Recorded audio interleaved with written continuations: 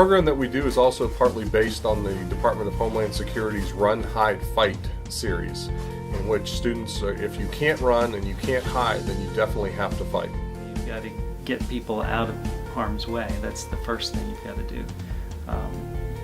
So whatever you look around you and you try to identify safe places to get students in and get yourself in, and then contact the authorities and give them as much information as possible is the best approach to take. The first thought will come to mind is to try to hide. So going into any open classrooms or going into the restrooms and hiding in a stall.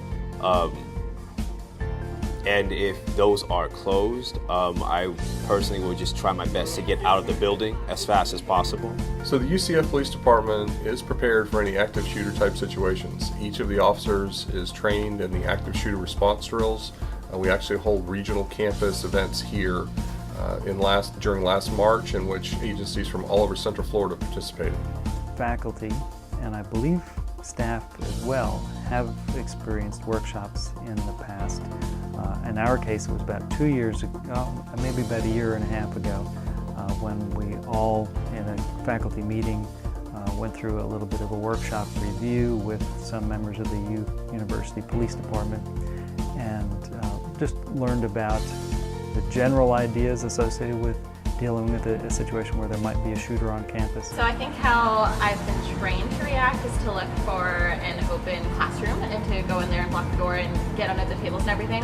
But obviously that's not always an option.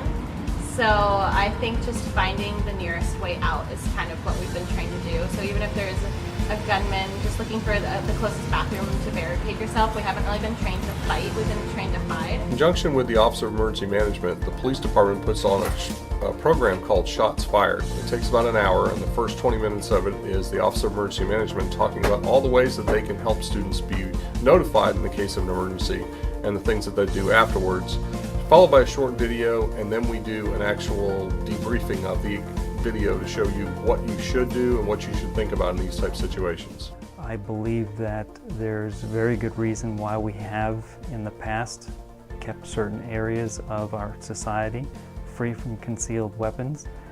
Airports, courtrooms, the legislature, and there's a very good reason for that. I think that it is an area where you're potentially inviting many people into a situation where there might be altercations, and having weapons available in those environments more likely to lead to problems than to solutions. I don't feel like weapons have a place on campus. Concealed weapons on students, I don't think that's the best way to handle it. I feel like maybe we should just have better security. And I think I'm fine with it being in a student's car, but not so much in a classroom. College students are crazy enough without weapons involved, I think. I don't think we should really have the ability to whip something out in class.